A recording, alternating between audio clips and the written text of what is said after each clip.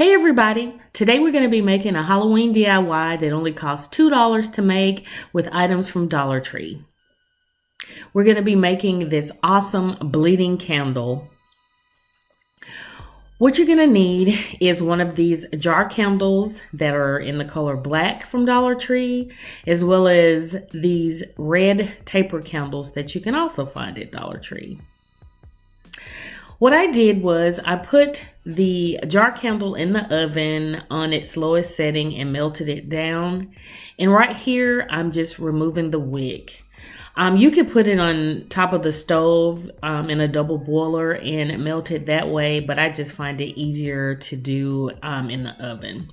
So we're going to take this taper candle and just dip it in.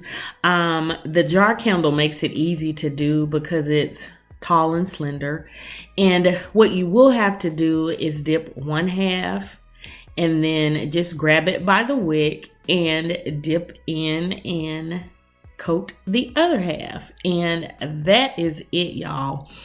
I have on the side there one of the Dollar Tree glass candle holders that I had from a project that I had done before, and I'm just going to use it to just put the candle in and let it dry. But if you've got like a piece of foam or some old candle holders or something to keep the candle upright to dry, that'll be fine.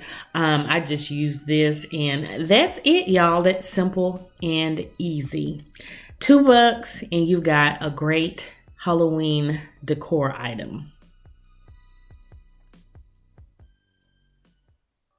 And here it is, all staged up in my Halloween decor. This is in my dining room. I've placed it with some more items that I have in my stash just to add a little spooky vibe to my area here in the dining room. It's in the corner by the window, but I love how it looks.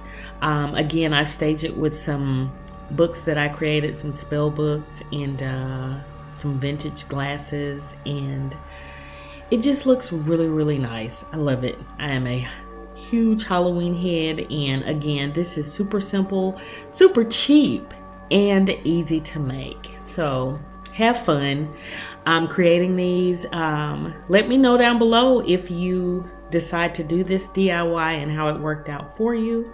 And that's gonna do it for this video. Don't forget to hit the subscribe button and the notification bell to see when I upload more videos, and I will see you in the next one. Bye.